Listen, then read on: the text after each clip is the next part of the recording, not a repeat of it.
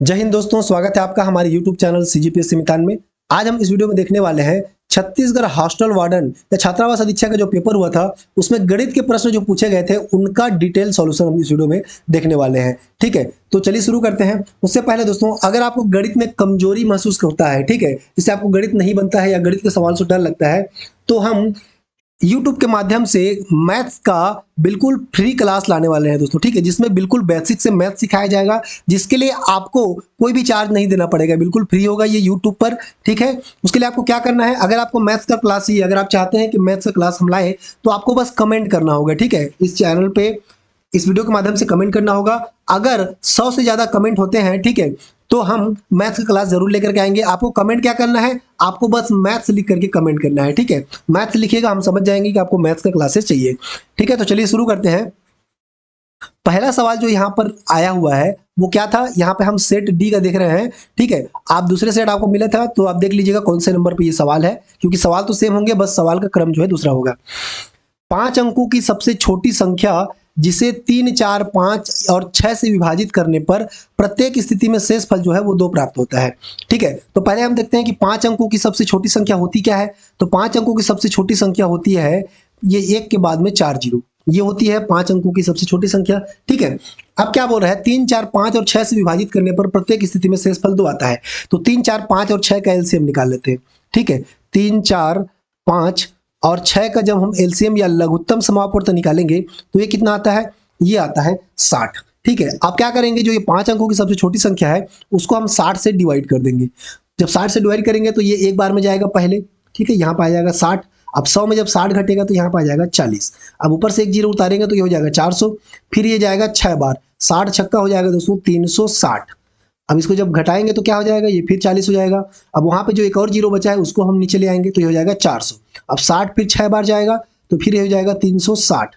तो नीचे में बचेगा क्या, 40। अब यहाँ से 40 बच गया। ठीक है, तो पूरा पूरा भाग जाने के लिए हमको क्या करना पड़ेगा, 40 में 20 जोड़ना पड़ेगा। ठीक है, 40 में 20 जोड़ेंगे ना तो पूरा पूरा भाग चला जाएगा। तो इसमें हम क्या करेंगे, यहाँ एक के बाद जो 4 जीरो है, ये सबसे छोटी संख्या है, उसमें हम क्या करेंगे, 20 जोड़ देंगे। ठीक है, तो ये क्या आ जाएगा, 10020। तो ये वो संख्या है दोस्तों जिसको हम 60 से पूरा पूरा भाग दे सकते हैं। ये 5 अंकों की सबसे छोटी संख्या है, लेकिन यहाँ पे पूछा क्या है कि शेष फल में 2 प्राप्त होना चाहिए, तो इसीलिए हम क्या करेंगे, यहाँ पर 2 और जोड़ देंगे। ठीक है, 2 जोड़ देंगे।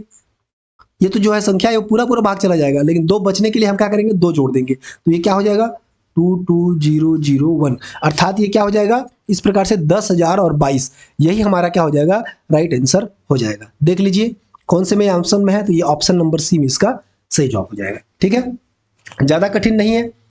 चलिए अगला सवाल क्या पूछा था, अगला सवाल कूट पर दिया गया था। ठीक है, क्या था, नीचे कथन और कारण दिए गए हैं, सही विकल्प का चयन कीजिए। पहला क्या दिया है, किसी भी आयाम के लिए घन और घनाभ का आयतन समान होता है। ठीक है, क्या बोल रहा है, किसी भी आयाम के लिए घन और घनाभ का आयतन समान होता है। ठीक है, तो ये क्या हो जाएगा, सही हो जाएगा। ठीक है, घन और घनाभ का आयतन क्या हो जाएगा, सही हो जाएगा। ठीक है, अब अगला क्या बोल रहा है, घन का क्षेत्रफल a क्यूब होता है यदि उसकी भुजा a है। ठीक है, तो देखिए घन का जो क्षेत्रफल होता है ना दोस्तों, वो क्षेत्रफल कितना होता है, a क्यूब नहीं होता है, ये गलत हो जाएगा। ठीक है, घन का जो क्षेत्रफल होता है वो होता है 6a²। और घन का जब आयतन हम निकालते हैं, ठीक है, घन का आयतन, तो वो होता है a क्यूब। तो यहाँ पे क्षेत्रफल दिया है तो ये क्या हो जाएगा, गलत हो जाएगा। अब कूट के माध्यम से देखिए, पहला क्या बोल रहा है कि a और r दोनों सत्य हैं, तो ये तो गलत हो जाएगा, दोनों सत्य नहीं है। अगला क्या बोल रहा है, ए और आर दोनों सत्य हैं, इसमें भी बोल रहा है तो ये भी गलत हो जाएगा। अगला क्या है, ए सत्य है परंतु आर गलत है, तो ये सही हो जाएगा। ठीक है, ऑप्शन नंबर सी जो है इसका बिल्कुल सही जवाब हो जाएगा।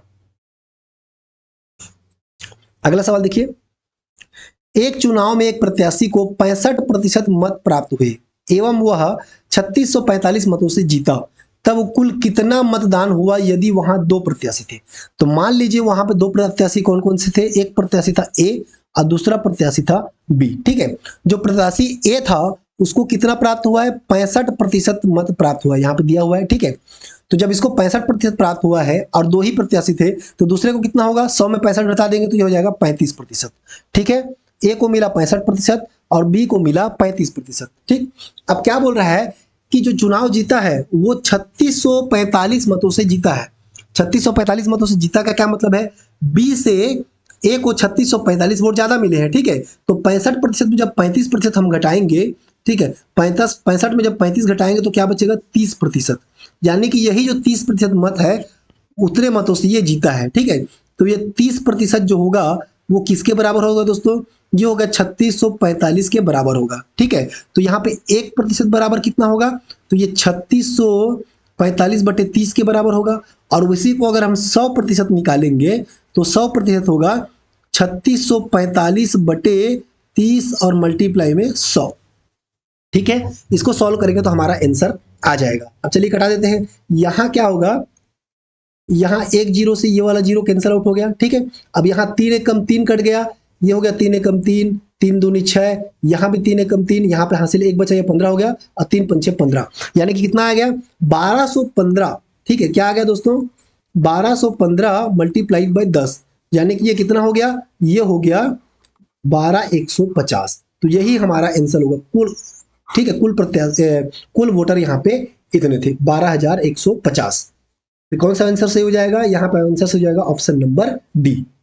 अगला सवाल क्या दिया है, यदि उत्तरोत्तर छूटें 25%, 10% एवं 8% है, तब तुल्य एकल छूट की दर क्या है। ठीक है, उत्तरोत्तर छूट का मतलब क्या हुआ, एक जैसे कि कोई उसका मूल्य है, ठीक है, अंकित मूल्य है 100 रुपए, उस पर पहले 25% का छूट दिया गया, फिर 10% का छूट दिया गया, फिर 8% का छूट दिया गया, तो कुल मिलाकर के जो एकल छूट होगा वो कितने प्रतिशत के बराबर होगा। ठीक है, तो कितने प्रतिशत के बराबर होगा, चलिए निकालते हैं। मान लीजिए उसका जो अंकित मूल्य है वो है 100 रुपए। ठीक है, अब उस पर पहले 25% का छूट दिया गया, अर्थात बचा कितना, 25 का छूट दिया गया, मतलब 100 में कितना बचा 75 बटा, तो ये हो जाएगा 75/100। ठीक है, फिर 10% का छूट दिया गया तो क्या बचा, ये बचा 90/100। फिर 8% का छूट दिया गया तब क्या बचेगा, ये बचाएगा 92/100। इतना जो है दोस्तों बचा, बाकी छूट में चला गया। ठीक है, अब देखिए यहाँ पे हम क्या कर सकते हैं, ये वाला जो 100 है ना, वो ये वाले 100 से कैंसिल आउट हो जाएगा। यहाँ पे देखिए 25 दिया होता है 75, और यहाँ पे हो जाएगा 25 चौके 100। ठीक है दोस्तों, अब यहाँ पे देखिए यहाँ एक जीरो से ये वाला एक जीरो कैंसिल आउट हो जाएगा। ठीक है, अब ऊपर में क्या बचा वो लिख लेते हैं, यहाँ बचा है 3 मल्टीप्लाइड बाई यहाँ बचा है 9, और फिर मल्टीप्लाइड बाई यहाँ पे क्या हो जाएगा, ठीक है, यहाँ पे बचा है दोस्तों 92। अब 92 को हम कैसे कटाते हैं, एक बार और 92 को भी कटा लेते हैं। यहाँ देखिए 4 एकम 4 कटेगा, यहाँ पे हो जाएगा 4 दूनी 8 और 4 तिया 12, ये 23 से कट जाएगा। ठीक है, तो यहाँ पे क्या बचा 23 बचा, और बटे में नीचे बचा सिर्फ 10, ये हो गया। ठीक है, अब जब इनको हम सॉल्व करेंगे 3 गुणित 9 गुणित 23, तो ये कितना हो जाएगा, ये हो जाएगा 621, और बटे में हो जाएगा 10, अर्थात ये कितना निकल करके आया, ये निकल के आया 62.1। ठीक है, तो ये 62.1 क्या है, छूट देने के बाद जो है 62.1 रुपए में वो बेचा है, तो उसको कितना परसेंट का कुल छूट दिया गया, उसके लिए हम क्या करेंगे 100 में से क्या करेंगे 62.1 को घटा देंगे, तो कितना आ जाएगा, ये आ जाएगा 37.9% का कुल छूट दिया गया। ठीक है, तो ऑप्शन नंबर ए जो है इसका सही जवाब हो जाएगा। अगला सवाल देख लीजिए, क्या बोल रहा है 250 मिलीलीटर एवं 2 लीटर का अनुपात कितना होगा। ठीक है, यहाँ पे जो ऑप्शन दिया गया सूची 2 में उससे मिलान करना है। तो देखिए पहले क्या दिया है 250 ml, और क्या दिया है 2 लीटर का अनुपात। 2 लीटर को हम जब लीटर में लिखते हैं ml में तो हो जाता है 2000 ml। अब हमको क्या करना है, ये वाले एक जीरो से ये एक जीरो कैंसिल आउट हो जाएगा, ये 25 से कम 25, और ये 25 8 होता है 200। ठीक है, मतलब क्या हुआ, इसका मान निकल कर गया 1/8। अब हम ऑप्शन में देखेंगे, ऑप्शन नहीं बोल सकते, सूची 2 में देखेंगे तो 1/8 कहीं पे नहीं लिखा है, लेकिन यहाँ पे आप देख सकते हैं 4/32 लिखा है। ठीक है, तो इसको हम 1/8 बना सकते हैं, 4 एकम 4 और 4 8 32, तो 1:8 के बराबर ये होगा। ठीक है, तो इसीलिए क्या हो जाएगा, ए का क्या हो जाएगा 3, ए का 3 हो जाएगा, पता चल गया। अब ऑप्शन में देख लीजिए कि ए का 3 किसमें किसमें है, तो ऑप्शन नंबर ए में है ए का 3, और ऑप्शन नंबर सी में है। ठीक है, तो यही दोनों जो है हमारा आंसर हो सकता है, तो बी को काट दीजिए और डी को काट दीजिए, ये दोनों आंसर नहीं होगा। अब देखिए बाकी अगर आप सॉल्यूशन आपसे नहीं बन रहा है तब भी आप इन दोनों में से एक को तुक्का लगाएंगे तो 50% चांस आपका बनता है कि आंसर आपका सही हो जाए। ठीक है, लेकिन अगर आपको और सॉल्व करना आता है तो चलिए और देख लेते हैं। जैसे कि यहाँ पे देखिए क्या दिया है 2/3 बराबर 4/6 बराबर 6/9 बराबर क्या होगा, तो इनमें से कौन सा होगा। ठीक है, यहाँ पे आप देख सकते हैं 12/18 दिया हुआ है। ठीक है, तो 12/18 मतलब 6 से मान लीजिए घटा दिए, 6 दूनी 12 और 6 तिया 18, तो क्या आ गया 2:3 आ गया। देखिए 2:3 के बराबर में है, ठीक, तो ये क्या हो जाएगा, सी का हो जाएगा दूसरा। अब देख लीजिए सी का दूसरा किस में है, तो देखिए इसमें सी का पहला दिया है तो ये तो नहीं होगा। अब देखिए इसमें सी का दूसरा दिया हुआ है, तो यही हमारा आंसर हो जाएगा ऑप्शन नंबर सी। बाकी को भी आप मिलाकर कैसे लिख सकते हैं। अगला सवाल क्या दिया है, सही जोड़ी बनाइए। बहुत लंबा चौड़ा क्वेश्चन दिया गया दोस्तों, लीनियर इक्वेशन का क्वेश्चन है, ठीक है। अभी समझाने लगेंगे तो बहुत टाइम लग जाएगा, ठीक है। आपको क्या करना है, इसका अभी के लिए आप आंसर नोट कर लीजिएगा, जब हम गणित की क्लास लाएंगे तो इसको हम डिटेल से बता देंगे, ठीक है। जिसको भी गणित की क्लास चाहिए, जिसको भी गणित में कमजोरी महसूस होता है, वो कमेंट करिए, ठीक है। इस वीडियो पे क्या करना है, आपको कमेंट करना है। कमेंट में क्या लिखना है, मैथ्स, बस मैथ्स लिख करके आपको भेजना है, ठीक है। अगर 100 कमेंट आता है, ठीक है, 100 कमेंट आएगा तो हम यूट्यूब पर मैथ्स की क्लासेस अपलोड कर देंगे, जो कि बिल्कुल फ्री होगा, ठीक है। तो इसका सही जवाब क्या हो जाएगा, इसका सही जवाब नोट कर लीजिए, दूसरा नंबर जो है ये, ठीक है, ऑप्शन नंबर बी इसका सही जवाब हो सकता है। इसको हम क्लियरली नहीं बता रहे हैं, ये हो सकता है आंसर, ठीक है। अगला सवाल देख लीजिए, एक समद्विबाहु त्रिभुज का आधार 24 सेंटीमीटर और क्षेत्रफल 192 सेंटीमीटर स्क्वायर है, ठीक है। तो इसका परिमाप क्या होगा, परिमाप निकालना है। तो पहले तो हम समद्विबाहु त्रिभुज बना लेते हैं, ठीक है। समद्विबाहु त्रिभुज क्या होता है, यहां पे देख लीजिए, इसकी जो दो भुजाएं होंगी ना, जैसे ए भुजा का मान ए है तो इस भुजा का मान भी ए ही होगा, ठीक है। तो दोनों भुजाएं आपस में क्या होंगी, बराबर होंगी। और इसका आधार कितना दिया है, इसका आधार दे दिया है 24 सेंटीमीटर, ठीक है। इतना आपको समझ में आ गया होगा। अब देखिए, अब हम त्रिभुज का हम फॉर्मूला लगाते हैं क्षेत्रफल निकालने के लिए, तो त्रिभुज का क्षेत्रफल बराबर क्या होता है, 1/2 आधार गुणित ऊंचाई, ठीक है। 1/2 आधार गुणित ऊंचाई होता है क्षेत्रफल बराबर, यहाँ पर त्रिभुज का क्षेत्रफल कितना दिया है, 192 सेंटीमीटर स्क्वायर दिया है, तो क्षेत्रफल की जगह हम रख देंगे 192 बराबर 1/2 है तो 1/2, आधार यहाँ पे क्या दिया है 24 सेंटीमीटर दिया है, तो यहाँ पे हम रख दिए 24, ठीक है। क्या हो जाएगा 24, और ऊंचाई का मान हमको नहीं मालूम है, ठीक है। ये क्या होगी, ये इसकी ऊंचाई होगी, ठीक है, ऊंचाई होगी h, इसका मान हमको नहीं मालूम है तो यहाँ पे लिख देते हैं h, कैपिटल में लिख देते हैं यहाँ पे h, ठीक है। अब देखिए यहाँ पे क्या हो जाएगा, कट जाएगा, 2 1 कम 2 और 2 12 में क्या हो जाएगा, ये 24, तो यहाँ पे 12 h बचा, ठीक है। तो h बराबर क्या हो जाएगा दोस्तों, यहाँ से h बराबर हो जाएगा 192/12। आज जब इसको कटाएंगे तो क्या हो जाएगा, ये हो जाएगा 12 1 कम 12, यहाँ साफ होता है 12 छक्का 72। तो जो ऊंचाई का मान है ना दोस्तों, वो आ गया 16 सेंटीमीटर, ठीक है। इसका मान कितना आ गया, 16 सेंटीमीटर आ गया। अब यहां से आप कैसे निकालेंगे, परिमाप पूछा है, ठीक है। तो देखिए ये 24 है आधार, और जो ऊंचाई होगी वो लंबवत होती है, तो ये जो क्या होती है, आधार को बराबर 2 भागों में बांटती है, अर्थात क्या हो गया, ये 12 हो जाएगा और ये भी क्या हो जाएगा 12, और ये ऊंचाई जो है 16 है। तो ट्रिपलेट में अगर हम देखेंगे तो ये क्या बन रहा है, ये समकोण त्रिभुज बन रहा है। तो समकोण त्रिभुज में अगर आधार 12 और लंब 16 है, तो इसका जो कर्ण होगा वो हमेशा 20 होता है। ये ट्रिपलेट से बनता है, ठीक है। ट्रिपलेट कैसे होता है, जैसे 2 3 और 5 है, ठीक है, ये ट्रिपलेट होता है। जैसे एक भुजा 2 एक भुजा 3 है, तो तीसरी भुजा जो होगी वो हमेशा 5 ही होगी। तो इसमें हम 6 की गुणा करेंगे, ठीक है, तो क्या हो जाएगा 6 दूनी 12, इसमें 6 की गुणा करेंगे तो 6 तिया, सॉरी ये ऐसा होता है दोस्तों, 3 4 और 5 होता है, 3 4 और 5 होता है इस प्रकार से, ठीक है। 3 में जब गुणा करेंगे 4 की तो 3 चौक कितना हो जाएगा 12, और 4 में 4 गुणा करेंगे 4 चौक 16, इसमें 4 गुणा कर देंगे 4 5 6 20, इसलिए दोस्तों यहाँ पे ट्रिपलेट आ गया है 20। तो आप समझ गए होंगे, ठीक है। तो ये जब 20 हो जाएगा तो ये भी भुजा बराबर होगी, तो ये भी 20 हो जाएगा। अब परिमाप कैसे निकलेगा, तीनों भुजाओं का योग, तो ये भुजा होगी 20, क्या हो जाएगा 20 प्लस 20 प्लस 12 12 कितना हो जाएगा, ये 24, ठीक है। तो सबका मान कितना हो जाएगा, ये हो जाएगा 64। तो इसका परिमाप जो होगा वो होगा 64 सेंटीमीटर। ऑप्शन नंबर ए इसका सही जवाब हो जाएगा। अगला सवाल है, एक कोण अपने पूरक कोण के दुगुने से 30 डिग्री कम है तो छोटा कोण क्या होगा। अब यहाँ पे पूरक कोण बोला है, ठीक है। पूरक कोण क्या होता है, ठीक है, दो कोण मान लीजिए, एक कोण ए है, दूसरा कोण क्या है, बी है, ठीक है। तो दोनों कोण का योग कितना होगा, 90 डिग्री के बराबर होगा, तो उसको क्या बोलते हैं, पूरक कोण बोलते हैं, ठीक है। तो ये वाला क्वेश्चन जो है व्यापम के द्वारा संभवतः निरस्त कर दिया जाएगा, ठीक है। ये क्वेश्चन जो है व्यापम के द्वारा जब मॉडल आंसर आएगा तो इसको निरस्त कर दिया जाएगा, क्योंकि कोई सा भी आंसर इसमें लागू नहीं होता है। अगर आपको संपूरक पूछता, ठीक है, संपूरक अगर पूछता तो ये वाला ऑप्शन नंबर ए उसका सही जवाब होता। क्यों होता बता देते हैं। संपूरक क्या होता है, पूरक कोण बोलते हैं दो कोणों का योग 90 डिग्री होगा तब। संपूरक कोण किसको बोलते हैं, जब दो कोणों का योग, ठीक है, कितना होगा 180 डिग्री होगा तो उसको बोलते हैं संपूरक कोण। ठीक, तो यहाँ पे 110 का संपूरक कोण क्या होगा 70 डिग्री। ठीक है, तो क्या हो जाएगा 110 प्लस 70 बराबर हो जाएगा 180, तो ये संपूरक कोण हो गया। अब क्या बोल रहा है, दुगने से 30 डिग्री छोटा है, तो 70 का दुगना कितना हो जाएगा 140। अब इसे 30 डिग्री छोटा मतलब 30 घटाएंगे तो कितना आ जाएगा 110 आ जाएगा। तो ये आंसर कब होता, तब होता जब यहाँ पे पूरक की जगह संपूरक दिया होता। तो ये क्वेश्चन जो है संभवतः निरस्त कर दिया जाएगा। अगला सवाल क्या है, एक व्यक्ति ने एक वस्तु को उसके मूल्य के 3/4 में खरीदा। ठीक है, 3/4 में खरीदा एवं उसे उसके मूल्य से 20% अधिक में बेचा। व्यक्ति का लाभ प्रतिशत कितना होगा करके पूछ रहा है। ठीक है, तो चलिए बताते हैं।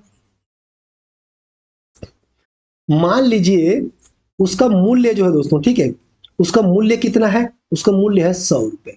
ठीक है, अब क्या बोल रहा है, व्यक्ति ने उसके मूल्य के 3/4 में खरीदा।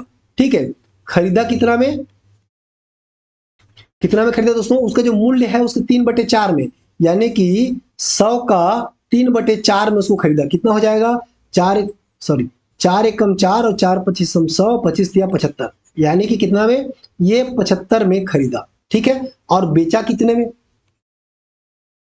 बेचा कितने में, उसके मूल्य से 20% अधिक में बेचा। उसका मूल्य अगर 100 है तो इसका 20% अधिक कितना होगा 120 में बेचा। अब आपको इतना समझ को समझ में आ गया होगा, खरीदा कितना में 75 में और बेचा कितना में 120 में। आपको इतना बस याद रखना है। ठीक है, 75 में खरीद के 120 में बेचा तो उसको फायदा का कितना हुआ, कितना का हुआ, ठीक है, उसको लाभ हुआ। लाभ कितना का हुआ 120 माइनस 75, यानी कि उसको जो है 45 का लाभ हुआ। अब यहाँ पे क्या निकालना है, लाभ प्रतिशत निकालना है। ठीक है, तो लाभ प्रतिशत बराबर क्या हो जाएगा, लाभ प्रतिशत बराबर हो जाएगा जितना लाभ हुआ है 45 और क्रय मूल्य कितना है 75 में खरीदा है तो हो जाएगा 75 और गुणित में हो जाएगा 100। ठीक है, अब इसको कैसे घटाएंगे, 25 चौक होता है 100 और 25 तिया 75, 3 एक कम 3 और 15 तिया 45, यानी कि 15 चौक 60 जो है इसका आंसर हो जाएगा। लाभ प्रतिशत कितना होगा 60% का जो है लाभ होगा। ऑप्शन नंबर 20 का सही जवाब है। अगला सवाल दोस्तों, उम्मीद है आपको गणित का ये सवाल जो है अच्छा लग रहा होगा। अच्छा लग रहा होगा तो वीडियो को लाइक कर दीजिएगा। और अगर आप चाहते हैं गणित को बेसिक से सीखना, ठीक है, गणित में आपको कठिनाई महसूस होती है, गणित आपको आपसे नहीं बनता है, तो हम गणित की क्लास आपके लिए बिल्कुल फ्री में ला देंगे। उसके लिए आपको इस वीडियो पर कमेंट करना है मैथ लिख करके। अगर 100 कमेंट आएंगे, ठीक है, 100 कमेंट कम से कम आएंगे तब जाके हम गणित का क्लास इस वीडियो चैनल पर लाएंगे, जो कि बिल्कुल फ्री होगा। ठीक है, 50वां नंबर का सवाल देख लीजिए। जब एक तिर्यक रेखा दो रेखाओं को काटती है तो दोनों रेखाएं समांतर होंगी यदि, मान लीजिए दो रेखा यहाँ पे है, ठीक है, एक तिर्यक रेखा इसको काटता है, ठीक, तो ये जो दोनों रेखा है, मान लीजिए ये रेखा है एल, ये रेखा है एम, तो ये दोनों समांतर किस कंडीशन पे होंगी यहाँ पे बताया गया है। पहला क्या दिया है, आंतरिक वैकल्पिक कोण समान हो। अब इसका क्या मतलब हुआ भैया, आंतरिक वैकल्पिक कोण, वैकल्पिक मतलब होता है अल्टरनेट, एक को छोड़ करके। यहाँ पे आंतरिक कोण ये हो गया, इससे लगा हुआ कोण ये हो गया, लेकिन यहाँ पे क्या पूछ रहा है, वैकल्पिक कोण पूछ रहा है। ठीक है, क्या पूछ रहा है, वैकल्पिक कोण, तो वैकल्पिक कोण हो जाएगा ये वाला। ठीक है, तो क्या दोनों समान होते हैं, जी बिल्कुल। इसका मान अगर x है तो इसका मान भी x ही होगा। ठीक है, तो ये तो बिल्कुल सही हो जाएगा। ठीक, पहला हो गया सही। अगला क्या बोल रहे हैं, आंतरिक वैकल्पिक वैकल्पिक कोण असमान हो, तो ये तो हो नहीं सकता क्योंकि पहला वाला सही तो दूसरा गलत हो जाएगा। अगला क्या दिया है, बाह्य वैकल्पिक कोण समान हो। अब बाह्य वैकल्पिक कोण क्या चीज है, देखिए यहाँ पे बाह्य कोण हो गया, ठीक है, तो इसका जो पास का कोण होगा ये तो नहीं हो सकता ना। ठीक, उससे क्या हो जाएगा, अल्टरनेट कोण, बाह्य बाह्य में क्या हो जाएगा, ये बाह्य मतलब बाहरी कोण ये। ठीक है, तो इस कोण का मान यदि a है तो इस वाले कोण का मान भी a होगा। ठीक है, दोनों का मान समान होता है, तो ये वाला ऑप्शन भी सही हो जाएगा, तीसरा नंबर वाला। ठीक है, और बाह्य वैकल्पिक कोण असमान हो तो ये गलत हो जाएगा। ठीक, तो ए और सी इसका सही है, तो ऑप्शन में कौन सा दिया है, ए और सी, देखिए ऑप्शन नंबर बी में दिया है तो ये भी सही हो जाएगा। अगला है, यदि किसी कोण और उसके पूरक कोण के आधे का योग 75 डिग्री हो तो वह कोण क्या होगा, चलिए बताते हैं। यदि किसी कोण, ठीक है, ऑप्शन से सॉल्व करने की कोशिश करते हैं। मान लीजिए वो कोण हम मान लेते हैं 40, तो क्या बोल रहा है, उसके पूरा कोण 40 का पूरा कोण किसे क्या होगा, पूरा कोण क्या होता है, दो कोणों का योग 90 डिग्री होता है, तो दूसरे एक दूसरे को पूरक बोलते हैं। ठीक है, तो इसका पूरा कोण क्या होगा 50 डिग्री। 40 का पूरा कोण होगा 50 डिग्री, तब तो दोनों को जोड़ोगे तो 90 आएगा ना। ठीक है, तो अब क्या बोल रहा है, पूरा कोण के आधे का योग 75 डिग्री हो, तब इसका आधा निकालेंगे तो क्या हो जाएगा, इसका जब हम आधा निकालेंगे तो ये हो जाएगा 25। अब क्या 40 और 25 को जोड़ने पर 75 आ रहा है, बिल्कुल नहीं, क्योंकि 40 और 75 को जोड़ने पर क्या आ जाएगा, ये 65 आ जाएगा।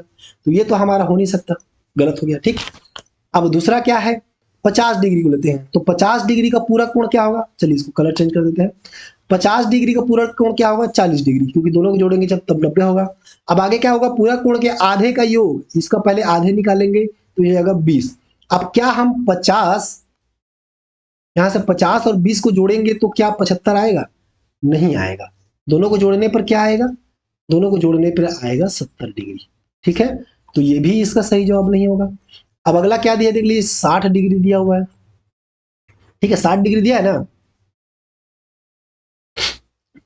तो 60 डिग्री का आधा कितना, 60 डिग्री का पूरा कोण क्या होगा 30 डिग्री इसका पूरा कोण होगा। अब 30 का आधा क्या होगा 15, सॉरी 30 का जब आधा करेंगे तो ये हो जाएगा 15 डिग्री। अब देखिए 60 और 15 को जोड़ेंगे तो कितना हो जाएगा, ये हो जाएगा 75 डिग्री। यही तो हमको चाहिए था। ठीक, तो ये क्या हो जाएगा, ऑप्शन नंबर सी इसका सही जवाब हो जाएगा। अगला सवाल, निम्न में से कौन सा ठोस है, यहाँ पे ठोस है करके बता रहे हैं। ठीक है, कौन कौन सा ठोस है, तो ये घन देख लेते हैं। ठीक है, सबसे पहले घन क्या होता है, इस प्रकार की जो आकृति बनती है जिसके 6 फलक होते हैं दोस्तों। ठीक है, कितने फलक होते हैं, मुख्यतः इसके 6 फलक होते हैं, इसको बोलते हैं घन। तो ये क्या होता है, ये ठोस की श्रेणी में आता है। ये किस श्रेणी में आता है, ये एक ठोस होता है।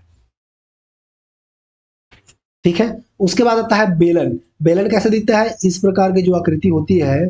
ठीक है, ऊपर नीचे वृत्ताकार और एक सर्कुलर, तो ये क्या हो जाएगा, इस प्रकार की आकृति को बोलते हैं बेलन। तो बेलन क्या होता है, ये भी ठोस आकृति होता है। अगला क्या दिया है, खोखला बेलन। तो खोखला बेलन से क्या तात्पर्य हुआ, यहां पे अगर एक बेलन दिया हुआ है, ठीक है, और उसका बीच वाला भाग जो है क्या है, खोखला है, तो इसको क्या बोलते हैं, खोखला बेलन बोलते हैं। तो ये भी तो ठोस हुआ, भले ही अंदर से खोखला है लेकिन बाहर से तो ठोस है ना, ऐसा तो नहीं है कि द्रव है कि गैस है। ठीक है, या फिर 2D इमेज है, नहीं, ये भी क्या है, ये भी एक ठोस है। कई लोग बोलते हैं कि ये ठोस नहीं होगा, तो ये भी ठोस होगा। अगला क्या दिया, गोली छल्ला। गोली छल्ला का क्या मतलब, वो सर्कुलर रिंग, तो इस प्रकार से सर्कुलर रिंग होगा। तो ये अब ठोस होगा कि नहीं होगा, ये हम नहीं बता सकते। ठीक है, तो ऑप्शन डी को छोड़ करके बाकी चीजें सही होंगी, यानी कि option number A B C जो है इसका सही हो जाएगा। अगला है, एक रेलगाड़ी जिसकी लंबाई 180 मीटर है, एक बिजली के खंभे को 6 सेकंड में पार करती है, तब एक पुल जिसकी लंबाई 240 मीटर है को पार करने में कितना समय लगेगा। चलिए बताते हैं। देखिए क्या होता है, ट्रेन की लंबाई जो है ना, एक मान लीजिए यहाँ पे बिजली का खंभा है, ठीक है, और एक ट्रेन है, ये क्या है, एक ट्रेन है जिसकी लंबाई कितनी है 180 मीटर है। तो ये इसको कब पार करेगी, जब अपनी पूरी दूरी को कवर करेगी। जैसे यहाँ पे आ जाएगा ये, ठीक है, ये यहाँ पे आ गया, तो यहाँ से स्टार्ट हुआ, तो ये चलते चलते कहाँ आएगा, जब यहाँ तक पहुंच जाएगा। ठीक है, चलते चलते कहाँ, इसका ये वाला हिस्सा यहाँ तक पहुंच जाएगा, तब ये 180 मीटर कवर करेगा।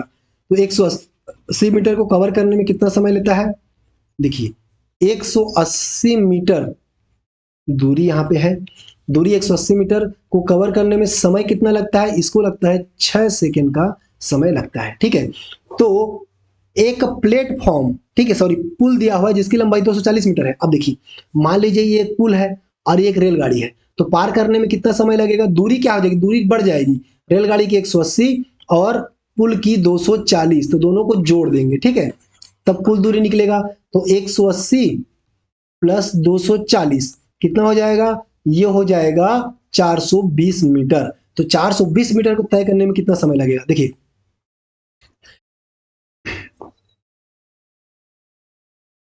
यहां पे समझ लीजिए, 180 मीटर को तय करने में 6 सेकंड लगता है। ठीक है, तो 1 मीटर को तय करने में कितना लगेगा, 6/180 सेकंड। और यहाँ पे 420 मीटर को, 420 मीटर को तय करने में कितना समय लगेगा, 6/180 गुणित 420, इतना समय लगेगा। ठीक है, चलिए निकाल लेते हैं कैसे कैसे।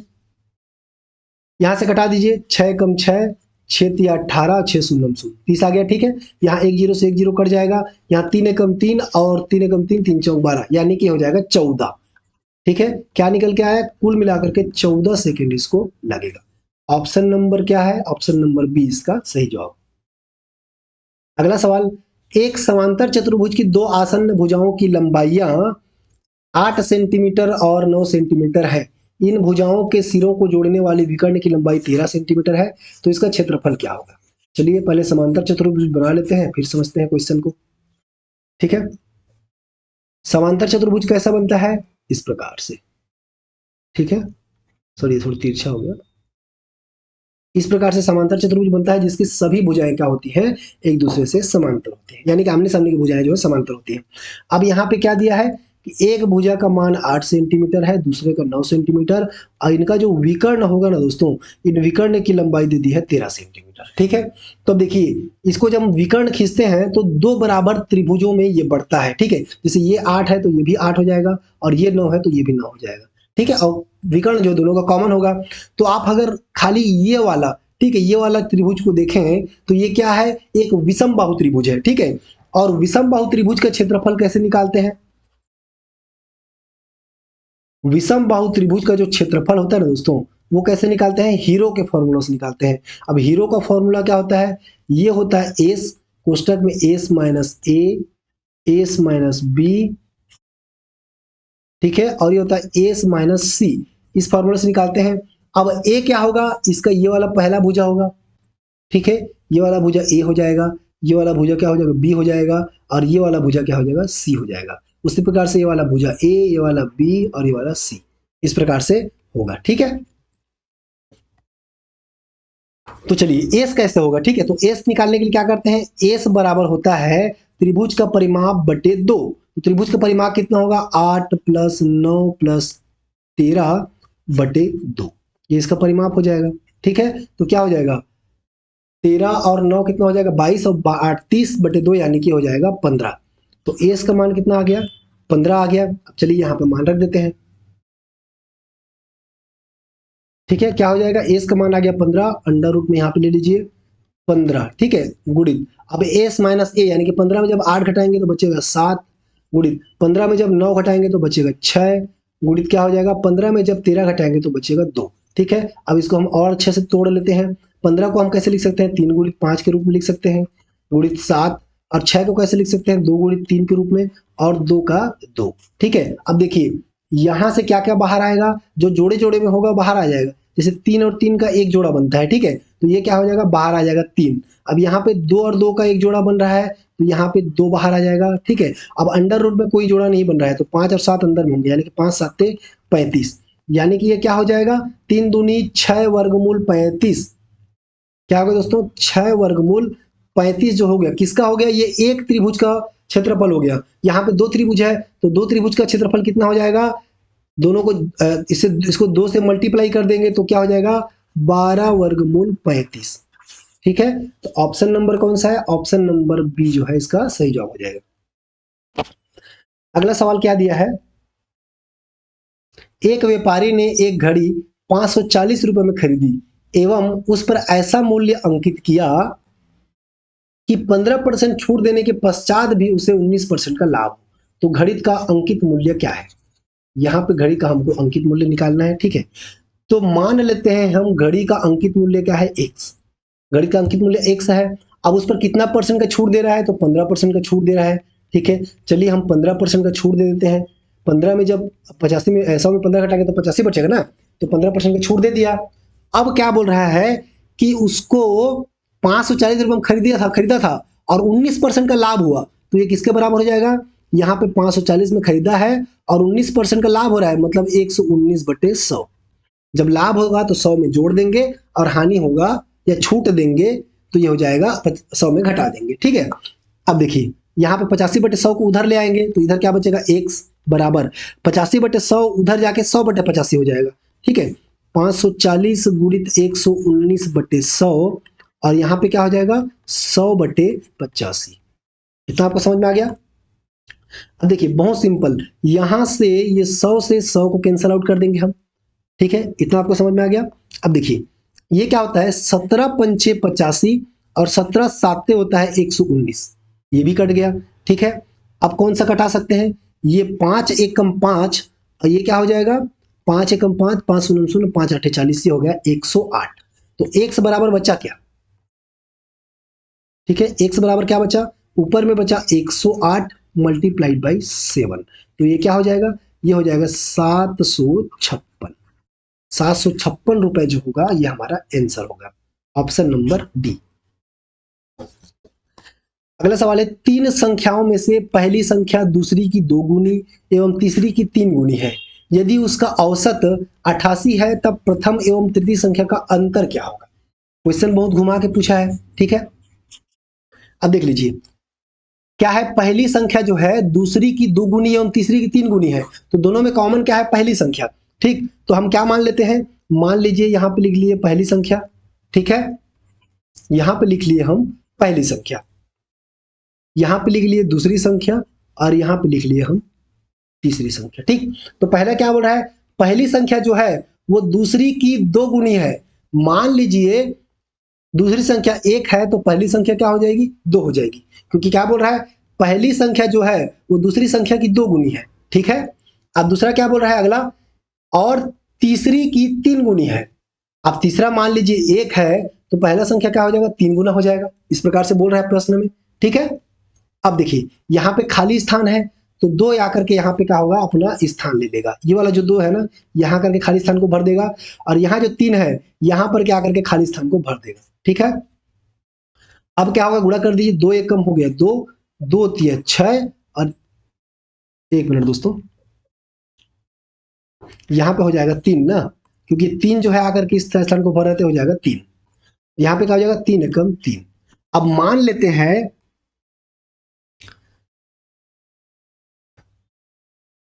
मान लीजिए कि पहली संख्या जो है वो क्या है 6x है, दूसरी संख्या 3x है, और तीसरी संख्या क्या है 2x है, इतना मान लिए। अब क्या बोल रहा है कि यदि उनका औसत 88 है, अब औसत कैसे निकालते हैं, सभी संख्याओं का योग बटे संख्या, ठीक है। तो क्या हो जाएगा 2x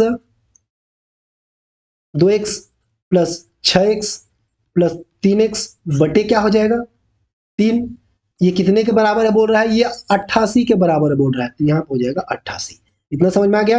अब 6 2 8 3 11, 11x बराबर क्या हो जाएगा, 3 उधर चला जाएगा तो हो जाएगा 88 मल्टीप्लाइड बाई 3। अब x बराबर क्या हो जाएगा, 88 मल्टीप्लाई बाई 3 बटे 11, ठीक है। अब 11 कैसे कटेगा, यहाँ से 11 एकम 11 और 11 आठे 88, यानी कि x बराबर कितना बच गया, 8 तिया 24, x बराबर आ गया 24, ठीक है। तो अब यहाँ पे क्या बोल रहा है, प्रथम एवं तृतीय संख्या का अंतर निकालना है, तो प्रथम संख्या क्या है 6x, अब इसमें तृतीय संख्या क्या है 2x, तो दोनों का अंतर क्या हो जाएगा, हो जाएगा 4x। अब 4x का मान क्या होगा, x का मान 24 है, तो 4x का मान क्या हो जाएगा, 4 गुणित 24 हो जाएगा ना, तो 4 गुणित 24 बराबर होगा क्या, 4 गुणित 24 बराबर होगा दोस्तों 96, तो 96 हमारा राइट आंसर हो जाएगा, ऑप्शन नंबर ए। अगला सवाल, एक रेखा का समीकरण जो बिंदु इतना से होकर गुजरती है, एक अक्ष के साथ 45 डिग्री का कोण बनाती है, ठीक है। यदि वह रेखा सरल रेखा x प्लस वाई प्लस 1 बराबर 0 से P बिंदु पर मिलती है तो दूरी क्या है, ठीक है। तो दूरी यहाँ पे निकालना है, ये भी बहुत लेंदी क्वेश्चन बनने वाला है दोस्तों, ठीक है। अभी के लिए आप इसका आंसर देख लीजिए, ठीक है, इसको हम एक्सप्लेन करेंगे जब मैथ्स का क्लास कंटिन्यू करेंगे, ठीक है। तो इसका सही जवाब क्या हो जाएगा, ऑप्शन नंबर बी 3√2। अगला सवाल, वह बड़ी से बड़ी संख्या जिससे 37 56 93 को विभाजित करने पर शेषफल क्रमशः 1 2 3 प्राप्त होता है, कहना क्या चाह रहा है कि ऐसी संख्या खोजिए जो बड़ा से बड़ा हो, जिससे हम 37 को भाग देंगे तो 1 बचेगा, 56 को भाग देंगे तो 2 बचना चाहिए, और 93 को भाग देंगे तो 3 बचना चाहिए। चलिए देख लेते हैं, पहले पूर्ण भाज कैसे होगा, 37 में 1 घटा दीजिए तो 1 आ गया अपना 36, ठीक है। 37 में 1 घटा दिए कितना आ गया 36, 56 में 2 घटाएंगे कितना आ जाएगा 54, और 93 में 3 घटाएंगे कितना आ गया 90, ठीक है। अब इस सब का हम क्या निकालेंगे, HCF निकालेंगे, HCF यानी कि इसको क्या बोलते हैं, महत्तम समापवर्तक। कैसा निकलेगा, चलिए पहले 36 और 54 को लेते हैं, 36 और 54 के लेंगे, गुणनखंड से नहीं निकालेंगे, ठीक है। 36 से कम ये हो जाएगा 36, अब 54 में 36 घटाएंगे तो कितना बचेगा 18, अब इस 18 को किससे करेंगे 90 से, तो 18 पंचे कितना होता है 90, यहाँ पे देखिए पूरा पूरा भाग चला गया है, ठीक है, पूरा पूरा भाग चला गया, तो जहां भी पूरा पूरा भाग जाता है उसका पहले वाला जो भाजक होता है वही हमारा महत्तम समापूर्तक होता है, यानी कि 18 जो है इसका ऑप्शन नंबर सी सही जवाब हो जाएगा। अगला सवाल है, अभिकथन और कूट के माध्यम से इसको दिया है। अभिकथन क्या कहता है, 25% को दशमलव में बदलने के लिए हम 25 को 100 से विभाजित करते हैं। बिल्कुल करते हैं। 25% बराबर क्या होता है, 25/100 होता है ना। ठीक है, 25/100 होता है, अर्थात क्या होगा 0.25। ठीक है, तो 25% को बदलने के लिए 25 को हम 100 से भाग देते हैं। ए एस जो है बिल्कुल सही हो जाएगा। अगला दिया है, प्रतिशत को दशमलव में बदलने के लिए हम दशमलव बिंदु को एक स्थान बाएं ले जाते हैं। एक स्थान बाएं कैसे लेके जाएंगे, ठीक है, यहाँ पे देखिए 2 स्थान बाएं आया है, पहले 25% था, तो प्रतिशत को बदले तो क्या हो गया, ये 2 स्थान, ये पहला 5 और 2 स्थान बाएं में आया है ना, तो एक स्थान तो नहीं आया है। ठीक, तो ये क्या हो जाएगा, ये वाला गलत हो जाएगा। ठीक है, आर जो है गलत हो जाएगा। अब ऑप्शन में देखिए, पहला में क्या दिया है, ए एस एवं आर दोनों सत्य है, तो ये तो गलत हो जाएगा। ए एस एवं आर दोनों असत्य है, तो ये भी गलत हो जाएगा। ए एस सत्य है परंतु आर असत्य है, तो यही हमारा सही हो जाएगा। ऑप्शन नंबर जो है दोस्तों सी इसका सही जवाब हो जाएगा। अगला सवाल है, बहुत अधिक जनसंख्या वाले छोटे देश अविकसित होते हैं। बिल्कुल सही बात है दोस्तों। ठीक है, जब जनसंख्या बहुत ज्यादा होती है ना तो वो ज्यादा विकास नहीं कर पाता है, विकास करने में उनको ज्यादा टाइम लगता है। ठीक है, अब अगला क्या दिया है, जनसंख्या विस्फोट संसाधनों की कमी को ले जाता है, तो ये भी बिल्कुल सही हो जाएगा।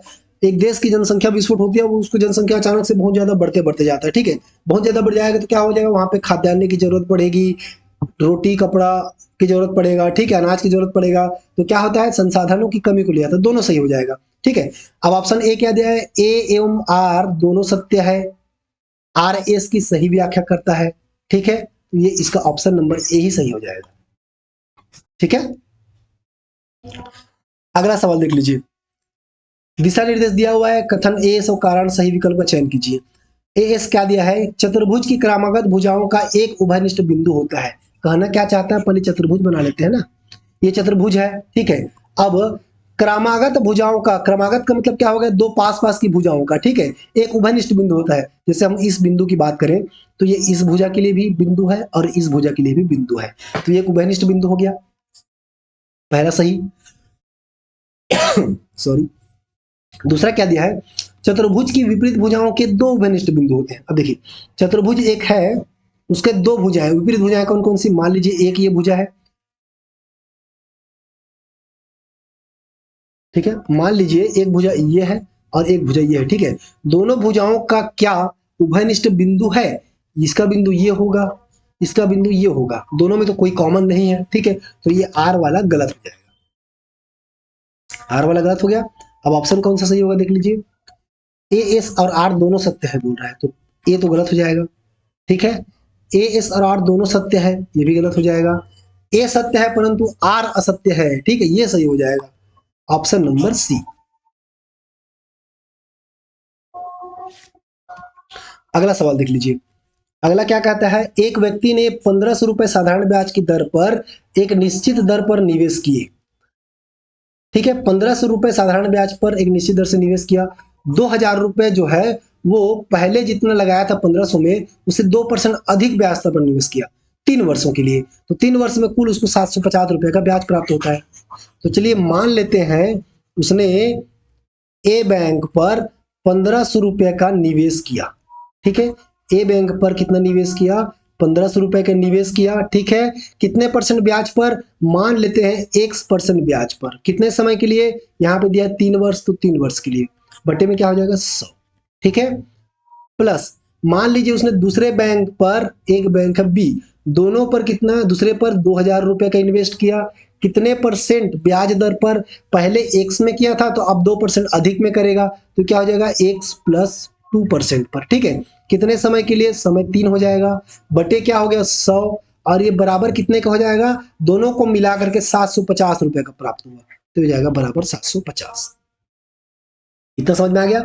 अब देख लीजिए कटाना कैसे है, ये 2 जीरो से 2 जीरो कैंसिल हो गया, अब 15 तिया कितना हो गया 45x, तो यहाँ पे तो हो गया 45x, प्लस का चिन्ह है तो प्लस लिख दिए। अब यहाँ पे देख लीजिए कैसे कटेगा, यहाँ पे भी 2 जीरो से 2 जीरो कट जाएगा, ठीक है। अब क्या बचेगा 20, 20 दिया 60, ठीक है। तो 60 का मल्टीप्लाई जब x से करेंगे तो क्या हो जाएगा, ये हो जाएगा 60x, और 60 का मल्टीप्लाई जब 2 से करेंगे तो कितना हो जाएगा, 60 दूनी 120। अब ये बराबर कितने का हो जाएगा, ये हो जाएगा 750 के बराबर, ठीक है। अब 120 को उधर ले जाते हैं, 45 और 60 कितना हो जाएगा दोस्तों, 45 से 60 हो जाएगा 105x बराबर 750 में 120 घटेगा तो कितना हो जाएगा, ये हो जाएगा 630, ठीक है। अब यहाँ पे x बराबर क्या हो जाएगा, 630 बटे 105, अर्थात कितना हो जाएगा, ये हो जाएगा 6%। यानी कि दोनों पर जो ब्याज दर है, सॉरी पहले पर जो ब्याज दर है वो कितना लगाया, वो 6% की दर से दिया था। अगला सवाल है, जोड़ी मिलाना है, ठीक है। अब बहुत सरल क्वेश्चन था ये। पहले मान लीजिए आपको पता है कि 4 बराबर होता है दूरी बटे समय, तो a का क्या हो जाएगा 3, 4 बराबर होता है दूरी बटे समय a का 3। अब देख लीजिए इसमें a का 3 किसमें किसमें दिया है, ठीक है। a का 3 दिया है b में और d में, ठीक। तो a नहीं होगा और c भी इसका आंसर नहीं होगा। अब क्या हो सकता है, आंसर b हो सकता है या d हो सकता है, इन दोनों को भी हमको ध्यान में रख करके चलना है। अब अगला क्या दिया है, औसत चाल। औसत चाल बराबर क्या होता है, कुल दूरी बटे कुल समय। तो क्या हो जाएगा, b का हो जाएगा चौथा। अब b का चौथा किसमें है देख लीजिए, इसमें क्या है, b का चौथा है और इसमें भी b का चौथा है। अब इससे हम पता नहीं लगा सकते। अब अगला देखते हैं, समय बराबर होता है दूरी बटे चाल, तो क्या हो जाएगा c का दूसरा। अब c का दूसरा किसमें है देख लीजिए, b में क्या है, c का पहला दिया है, तो ये तो नहीं होगा, ठीक है, ये नहीं होगा। c का दूसरा देख लीजिए, यहाँ पे c का दूसरा दिया हुआ है d में, ठीक। तो ऑप्शन नंबर डी इसका सही जवाब हो जाएगा। अगला सवाल क्या है, निम्न ज्यामितीय आकृतियों को उनके फलक की संख्या से जोड़िए, ठीक है। अब बेलन पहले पूछ रहे हैं, ठीक है। तो बेलन में कितने फलक होते हैं, देखिए ये बेलन है, इस प्रकार से बेलन बनता है, ठीक है, इस प्रकार से बेलन बनता है दोस्तों। तो देखिए ऊपर में एक फलक हो गया, ठीक है, नीचे में एक फलक हो गया दूसरा फलक, और इसका जो साइड वाला रहता है पूरा गोलाकार, ये तीसरा फलक। तो बेलन में कितने फलक हो गए कुल मिलाकर के, बेलन में हो गया दोस्तों 3 फलक। तो ए का क्या हो जाएगा 3। अब देखिए ए का 3 किसमें किसमें है, ऑप्शन नंबर ए में है और ऑप्शन नंबर सी में है। तो बी और डी को काट दीजिए, ठीक है। अब अगला देख लीजिए, घन। घन कैसा होता है, इस प्रकार से होता है घन, ठीक है।